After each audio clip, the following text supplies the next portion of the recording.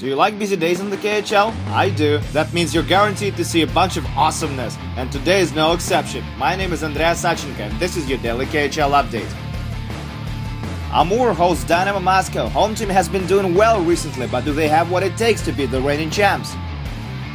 First period, Dynamo on a power play. Maxim Karpov gets the puck on the far post, and he has no problem with standing into a wide open net. 1-0 Dynamo Moscow, but Karpov is just heating up. We skip all the way to the third now, and there's Karpov again. He takes a slap shot this time from a high slot, and that's his second of the night. Dynamo now has a 2-0 lead, but Karpov still isn't done. Amur gets a goal back 2.5 minutes later. Dmitry Tarasov scores his fourth of the season on a 2-man advantage, but that's the only goal Amur will get in this game. A little later, Maxim Karpov steals the puck, cuts into the slot from the right wing, shoots, and the puck trickles into the net. Karpov completes a hat-trick to make it 3-1 Dynamo Moscow. That's his second hat-trick of the season, and now he has 8 goals this year. And here's cherry on the top. Martin Shkarsim feeds Alexei Tsvetkov on the far side, and he makes it 4-1 to give us our final. Amazingly enough, Karpov gets an assist on this play to wrap up a 4-point night. His line mates Karsim and Tsvetkov got 2 points each, and Dynamo Moscow is now just 1 point away from topping the Western Conference. Barry Brost and Medveshchuk visit Stanislav Chistov and Traktor. First period, Semyon Kokoyov is hauled down on his way to the net, and the ref doesn't think twice about it. It's a penalty shot. Kokoyov has a perfect chance to open up the score right now, and he does. That's his third of the season, and it's now 1-0 Traktor. 3 minutes later, Ryan Vesey has the puck, puts on a great move, he's in the clear, shoots, hits the crossbar, but it still goes in off Michael Garnett's back.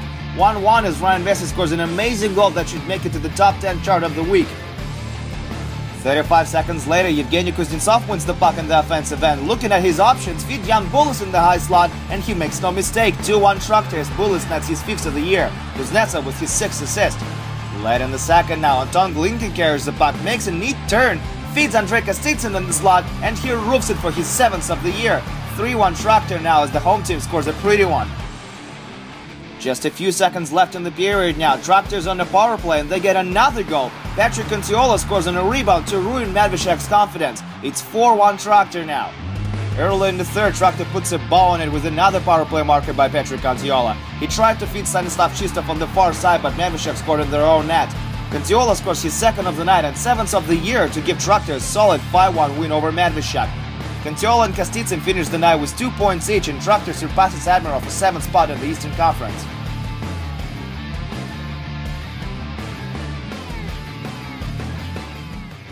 Next stop, Magnitogorsk, where Metalurg hosts Spartak. We'll pick it up from the second. Sergei Mazyakin is aggressive on the forecheck. Jan Kovrsh wins the puck, sends it straight to Denis Zaripov in the slot, and he one-times it home. 1-0 Magnitka as Zaripov, that's his 21st of the season. Unreal. A few moments later, Yevgeny Timkin sends Yaroslav Kosov on a breakaway. He barely gets the puck under control, but roofs it anyway. 2-0 Magnitka as Panthers prospect scores his 2nd of the season, and it looks fantastic.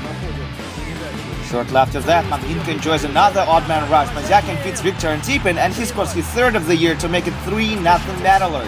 A very strong second period leads Mike Kinnan's team to a 3-goal lead after 40 minutes of play. Spartak will go on to ruin Vasily Koshchkin's day by scoring 2 goals in the final period. First, Darren Quinn netted his 7th of the year, and then 6 minutes later, Rostislav Shpirko matched Quinn's season total to bring Spartak within 1. That's where it stopped though. Magnitka managed to hold on to a 1-goal lead to get another W at home. That's their 4th consecutive win. Spartak is now out of the playoff zone with this loss. Top versus bottom. Metalurg Novokuznetsk, a team with the worst current record in the KHL, hosts Akbars, who tops the Eastern Conference and is only a few points shy of topping the league. Will it be a blowout win? First period, Nikita Vyglazov goes into the corner in the offensive end, and he's crushed by Stepan Zakharchuk. He has trouble getting up, and understandably so. Zakharchuk is 6'4" and 229 pounds. He's a hard-hitting machine. Vyglazov will return to the action though. Second period now, 1-0 at this point already, and Alex Burmistrov makes it 2-0 Akbars as he scores his 7th of the season on a power play. That's his first point in 4 games. Overall, he now has 23 points in 28 games. It may not seem plausible, but Metalurg actually outshot Akbars 40-34, but Emil Garipov didn't let a single shot go past him, earning his 3rd shutout of the season. Akbars now has 8 shutout wins in 28 games this year, which is stupid.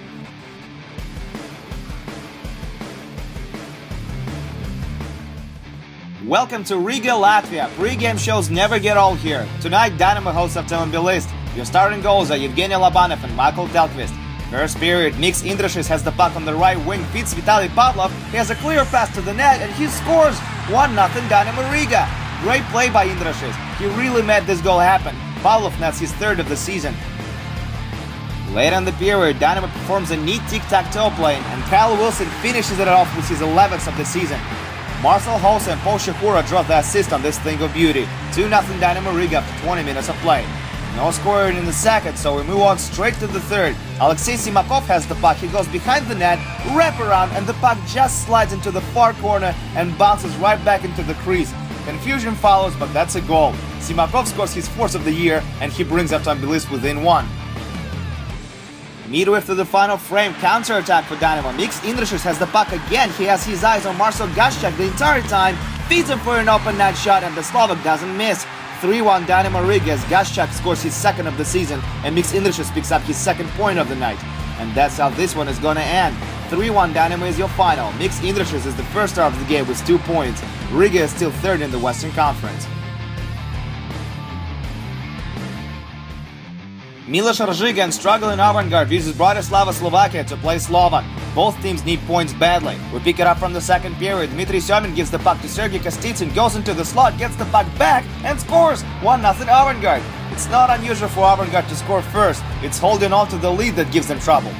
And Avangard almost gets another goal minutes later as Miroslav Blatax breaks into the crease. But Miroslav Kopraživa and Martin Steinach managed to hold the puck just on the right side of the goal line to keep the score at 1-0.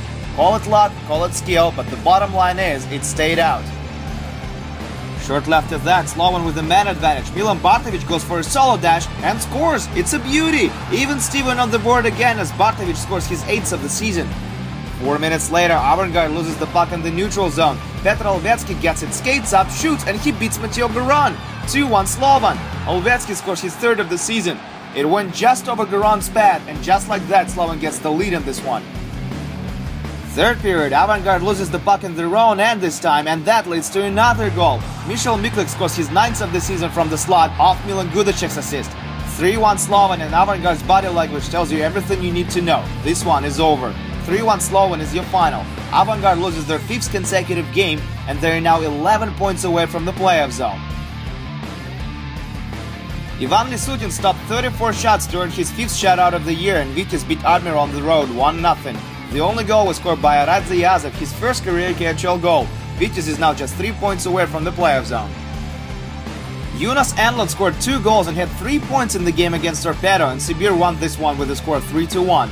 Enlund now has 10 goals this season, and Sibir continues to look solid. Dynamo Minsk was up 2-1 after 40, but Salavat managed to score 4 unanswered goals in the third and won the game 5-2. Dmitry Makarov was the first star of the game with 3 assists.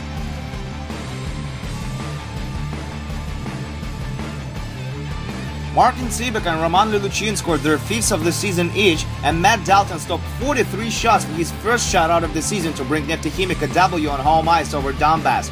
The game also featured a fight between Maxim Berezin and Randy Robitaille. That's 2nd consecutive game for Neftekhimik with a fight in it. Alex Radulov had 3 assists tonight in the game against Yugra, but Red Army still lost in overtime. The puck went into the net of Steve Eminger, and thus Yugra ended their 10-game losing streak. Talgadji Laulov scored twice on Petr Vekhanin tonight, including OT winner with just 24 seconds left on the clock in the extra frame. Boris 3, left Prague 2. And that's it for your daily KHL update. After a busy Tuesday, it's gonna be slow in the Kiev for the next couple of days. We're looking at just one game this Wednesday and Thursday, but you still should check them out. My name is Andrea Sachenko. See you guys tomorrow.